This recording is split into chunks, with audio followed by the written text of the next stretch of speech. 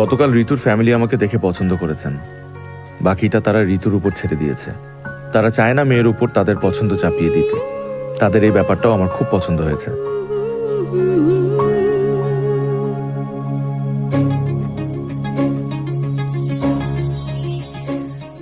এটা কি আপনার প্রথম বিয়ে?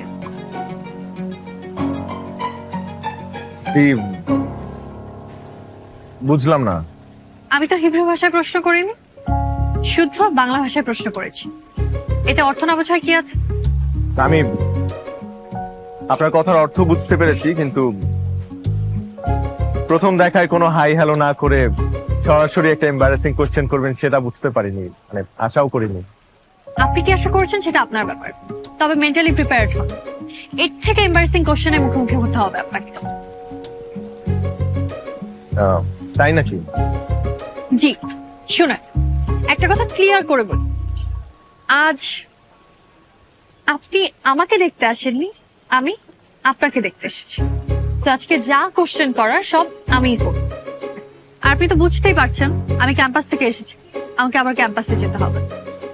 সময় নষ্ট না করে সরাসরি প্রশ্নে সরাসরি উত্তর দিন। আমিও দেখতে চাই আমার ফ্যামিলি কেন আপনাকে পছন্দ করেছে।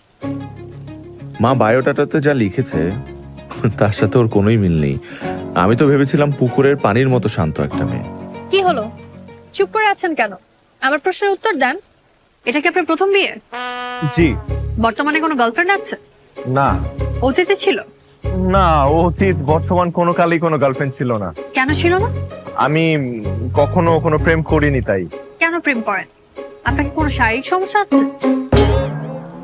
আসতে আপনি এ ধরনের প্রশ্ন এত উচ্চ স্বরে কেন বলছেন? মানুষজন শুনতে পাবে। মানুষ শুনলে সমস্যা কি? আর তাছাড়া আমাদের কথা কেউ শুনছে না, সবাই নিজেদেরকে নিয়ে ব্যস্ত। তো আমি দেখতে পাচ্ছি যে কিছু মানুষ তাকাচ্ছে এখানে। আপনি কি আমাকে দেখতে এসেছেন নাকি আশেপাশে মানুষজন? যে আপনাকে দেখতে এসেছি। তাহলে আমাকেই দেখেন। এখন বলেন, আপনার কোনো শারীরিক সমস্যা আছে কি না? দেখেন, আমি এটা কখনো যাচাই করে দেখিনি, তবে আমার বিশ্বাস